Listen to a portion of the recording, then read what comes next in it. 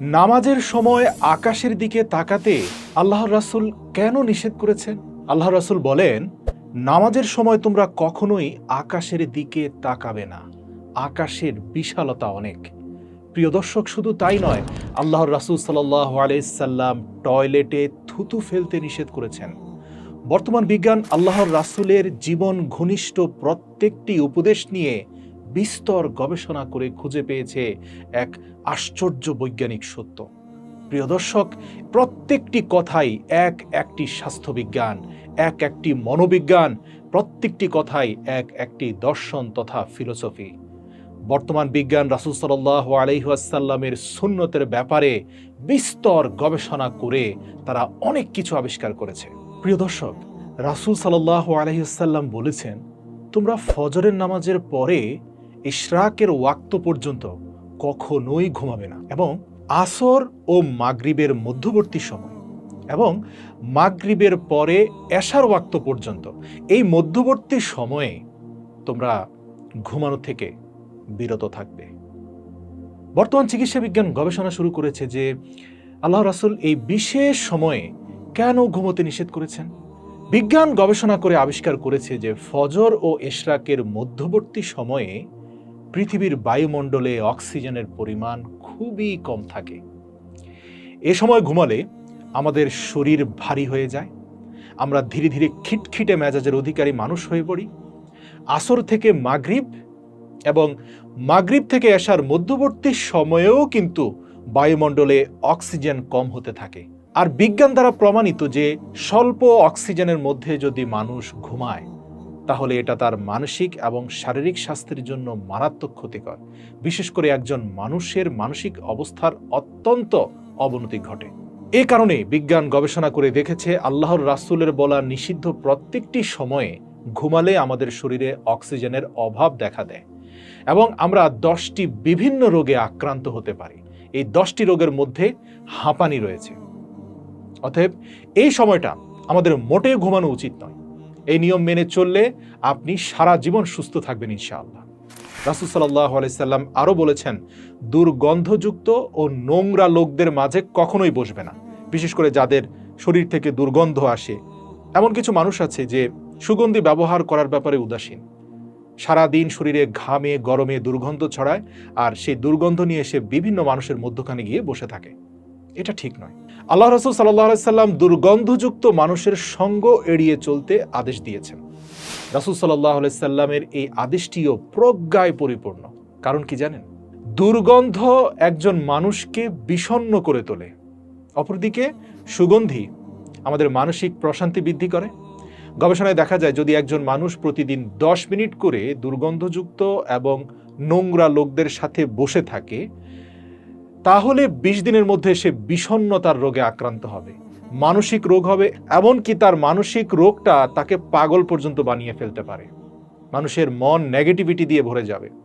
সম্ভবত এ কারণেই আল্লাহ রাসূল সাল্লাল্লাহু আলাইহি সাল্লাম আমাদেরকে দুর্গন্ধযুক্ত লোকদের থেকে দূরে থাকার নির্দেশ দিয়েছেন।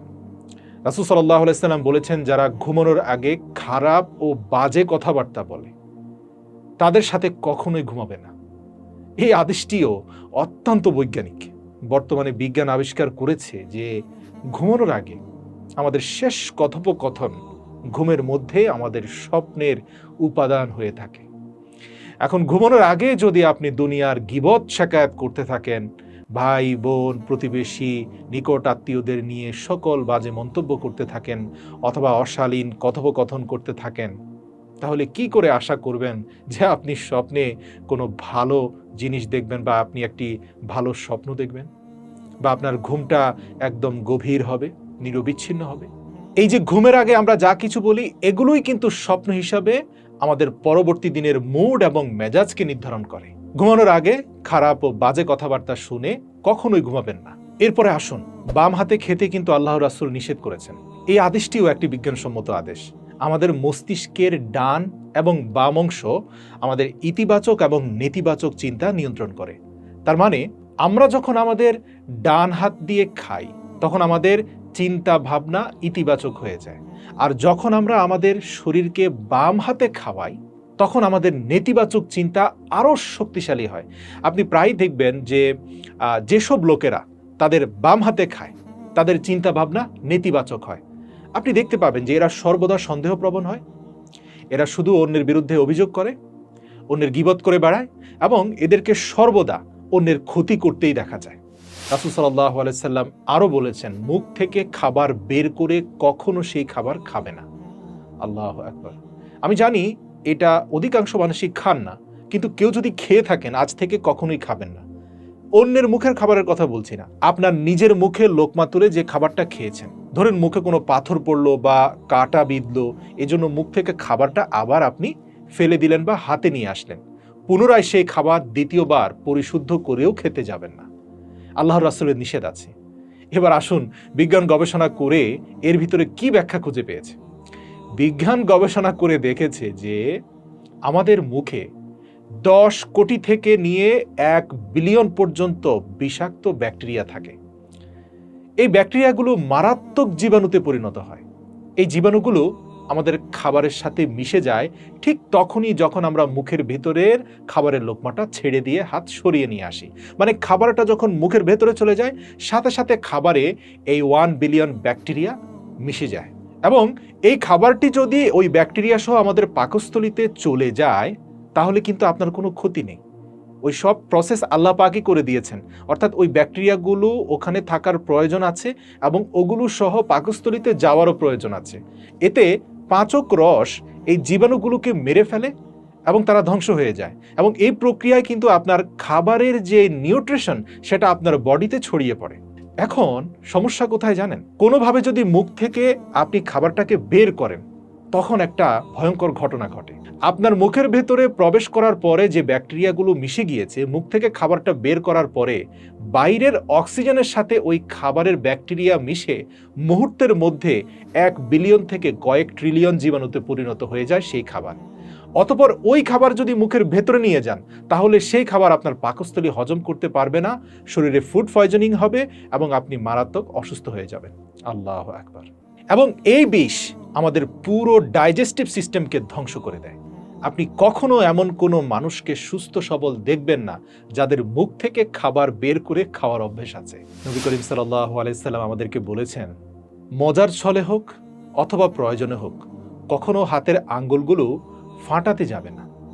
আধুনিক বিজ্ঞান বলে যে আমরা যারা আমাদের আঙ্গুল ফুটাই, অর্থাৎ আঙ্গুলের জয়েন্টগুলো ফুটাই, তাদের আঙ্গুলের জয়েন্টগুলো ফাঁকা হতে শুরু করে এবং পরবর্তীতে জয়েন্টের ব্যথার কারণ হয় এটা। নবী করিম সাল্লাল্লাহু আলাইহি সাল্লাম আমাদের বলেছেন, জুতা পরার আগে তা ভালোভাবে ঝেড়ে নাও। এখন অনেকে বলতে পারেন যে জুতা পরার আগে তো ঝেড়ে নিবই, ময়লা আবর্জনা দেখলে ঝেড়েই পরবো, এটা আবার বলার কি আছে? প্রিয় দর্শক, আল্লাহ রাসূল অপ্রয়োজনে কোনো তুচ্ছ কথাও বলেন না। আমাদের দৈনন্দিন জীবনে অনেক সময় দেখা যায় বিভিন্ন ধরনের ভয়ঙ্কর ছাড় পোকা থেকে শুরু করে বিষাক্ত পোকামাকড়, বিচ্ছু, টিকটিকি এবং ছোট ছোট সাপ আমাদের জুতার ভেতরে আশ্রয় নেয়। আমাদের শিশুরা অনেক সময় খেলার ছলে আমাদের জুতার ভেতরে পেরেক, কাঁটা, এমনকি ব্লেড পর্যন্ত ফেলে রাখে। এই অবস্থায় জুতা পরলে আমাদের পায়ে আঘাত লাগবে বা জুতার ভেতরে পোকামাকড় থাকলে পোকামাকড় কামড়াবে। তাই জুতা পরার আগে তা ভালোভাবে ছেড়ে নেওয়া উচিত। নবী করিম সাল্লাল্লাহু আলাইহি সাল্লাম আমাদের আরও নিষেধ করেছেন, নামাজের সময় যেন আমরা আকাশের দিকে না তাকাই। এই আদেশটি অত্যন্ত বৈজ্ঞানিক। আকাশের অনেক বিশালতা আছে। এই বিশালতা সব সময় আমাদের মনোযোগ আকর্ষণ করে। আমরা যখনই আকাশের দিকে তাকাই, আপনি দেখবেন, প্রয়োজনে এখন একবার তাকিয়ে দেখুন, দেখবেন যে আকাশের দিকে তাকালে আমাদের মনোযোগ সেদিকে আকৃষ্ট হয়। আকাশের দিকে তাকালে আপনার মাথায় যতই চিন্তা থাকুক না কেন, মুহূর্তের মধ্যে আকাশের বিশালতা আপনার সকল মনোযোগ কেড়ে নিয়ে যাবে। আকাশের দিকে তাকিয়ে আপনি অন্য চিন্তায় মগ্ন থাকার সুযোগ খুব কম। এ কারণে যদি নামাজে আপনি আকাশের দিকে তাকান, ফলে নামাজ থেকে মনোযোগ সরে যায়। তখন পুনরায় নামাজে আমাদের মনোযোগ ফিরে পেতে অনেক সময় লেগে যায়, যেখানে নামাজের জন্য খুশু বা একাগ্রতা খুবই প্রয়োজন। নামাজ মানে আল্লাহর সাথে কথোপকথন, এখানে অন্য চিন্তা তো কোনোভাবেই আনা প্রয়োজন নেই। আমরা নামাজের সময় আকাশের দিকে তাকালে নামাজের সেজদা ও রুকুর কথাও ভুলে যাই। এই আকাশের দিকে তাকানো বা মনোযোগের ব্যাপারটা অন্য কাজের ক্ষেত্রেও কিন্তু গুরুত্বপূর্ণ।